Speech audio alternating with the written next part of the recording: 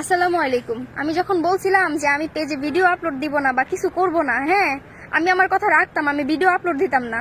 আরেকটা কথা, পেজ আমার প্রফেশন না, এটা আমার প্রফেশন এটা না।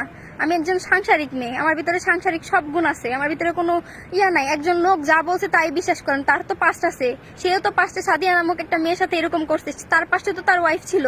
আপনারা কি জানেন না? কোনো পুলিশ বউ, যোগ্যতাওয়ালা বউ, হ্যাঁ সে কখনো স্বামীকে ছাইরা যায় না এমনি এমনি। আপনারা আমারে বলতেছেন আমার পাস্ট আছে, আমার জামাই, আমার জামাই রেখে আমি তালাক দিয়ে ওনার কাছে, আমি কি জামাই তালাক দিয়ে ওনার কাছে গিয়ে বিয়ে বসছি? হ্যাঁ, আমার বিয়ে হয়েছে যখন, তখন আমি ম্যাচুরেট ছিলাম না, তখন আমার তার জন্য ডিভোর্স হয়েছে 14 দিনের মাথায়। ওনার সাথে আমার বিয়ের 1 বছর পর ওনার সাথে আমার বিয়ে হয়েছে। এখন আপনারা বারবার একই কথা বলতেছেন, আমি খারাপ, হ্যান ত্যান অনেক কিছু। আর এই লোকটা বলতেছে কোন প্রবাসী থেকে আমি 2 মাস আগে টাকা নিয়েছি। 2 মাস আগে আমি প্রেগনেন্ট ছিলাম, 2 মাস আগে আমি অসুস্থ ছিলাম। আমি কিভাবে প্রবাসী থেকে টাকা নেই? তখন আমি মানসিকভাবে সুস্থ ছিলাম না।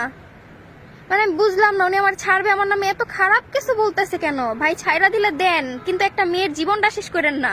আপনি কি চাইতেছেন যে আমি আত্মহত্যা করে মরে যাই আপনার এই অপবাদ শুন না?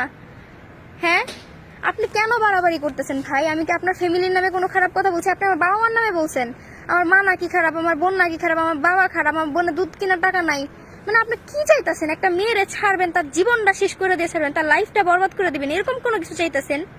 মনে করেন না যে আল্লাহ দেখে না। যদি আজকে এইসব বিষয় নিয়ে বা এইসব অপবাদ সহ্য করতে না পারে যদি আমার কিছু হয়, আমি যদি সুইসাইড করি, তাহলে কিয়ামতের দিন আপনারা জড়ায় ধরে নিয়ে আমি জাহান্নামে যাবো, এটা মনে রাখেন।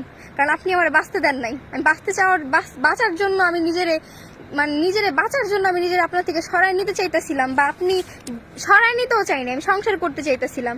এখন দিয়ে বাড়াবাড়ি করতেছেন, তারপরে চুপ হয়ে গেছি, কোনো কিছু বলবো না বলবো না বলবো না বলতে বলতে এখন দিয়ে আপনি চাইতেছেন আমি সব বলি। আমার কাছে রিয়েল ডকুমেন্ট আছে, আপনি ফেক ডকুমেন্ট কেন নিয়ে আসেন? টাকা দিয়ে ওই বেটা করে কেন কথা বলান রিয়েলি ভাবে?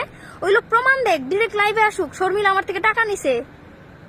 ওই লোক কি দেখে নাই যে শর্মিলার বিয়ে হয়েছে, শর্মিলার জামাই আছে? ওই লোক কেন শর্মিলার টাকা দিতে যাবে 20,000 টাকা? কি কারণে দিবে আমি বুঝলাম না। একটা মেয়ের নামে এরকম কেন ছড়াইতেছেন আপনি? আর সবাই আমার খারাপ বলতেছে, বলেন ভাই খারাপ বলেন, আমার অপরাধ এগুলো হচ্ছে আমার শাস্তি। আমি অন্যায় করছি, আমি পাপ করছি, আমি শাস্তি পাইতাছি। আমি এখন স্ট্রংলি ভাবে দাঁড়াইতে পারতাছি না। এখন আপনি কি চাইতেছেন শর্মিলা নিজের ইচ্ছায় কিছু করুক? আর আপনি কিভাবে বোন নামে বদনাম বলেন? আমি তো আপনার লিগেলি এখনো বউ, আপনি আমাকে ডিভোর্স দেন নাই। তো একটা পুরুষ তার বোন নামে কিভাবে বদনাম বলে? কোন চরিত্রবান পুরুষ কখনো তার বোন নামে বদনাম বলে না। কালকে যেহেতু আমি একটা জিনিস ছাড়ছিলাম আমার হাজবেন্ডের বিষয়ে, সেটা আমি সাথে সাথে ডিলিট করে দিছি, কয়েক মিনিট পরে আমি ডিলিট করে দিছি। কেন ডিলিট করে দিছি? এটা আমার হাজবেন্ডের মান সম্মানের বিষয়। কিন্তু আপনি তো আমার মান সম্মান রাখলেন না। আমি আপনার কেমন বউ যে আপনি আমার মান সম্মান ধরে রাখতে পারলেন না? আপনি আমার বিষয়ে সাক্ষাৎকার দিলেন, আমারও তো বলছে একজন ইউটিউবার, আমারও বলছে আপা ভাবি আপনি আমার সাক্ষাৎকার দেন। আমিও তো পারতাম কোনো ইউটিউবারের কাছে গিয়ে সাক্ষাৎকার দিতে। আমার সাথে 8 মাস যা ঘটছে, আল্লাহ কখনো আছে না ছাড় দেয় না। আপনি মনে করেন না যে আপনি ছাড় পেয়ে যাবেন? হ্যাঁ, আর যারা যারা শর্মিলার দোষ দেখতেছেন যে শর্মিলা দোষী, শর্মিলা দোষী, একটা সময় আপনারা বুঝতে পারবেন। আজকে হয়তো ভাই অপবাদ অন্যায় সহ্য করে আমি চুপ হয়ে গেলাম, চুপ হয়ে যাওয়ার পর একটা সময় তো আসবে। আল্লাহ আল্লাহ আল্লাহ ছাড় দেয় না, তো আমি তো অতটাও খারাপ না।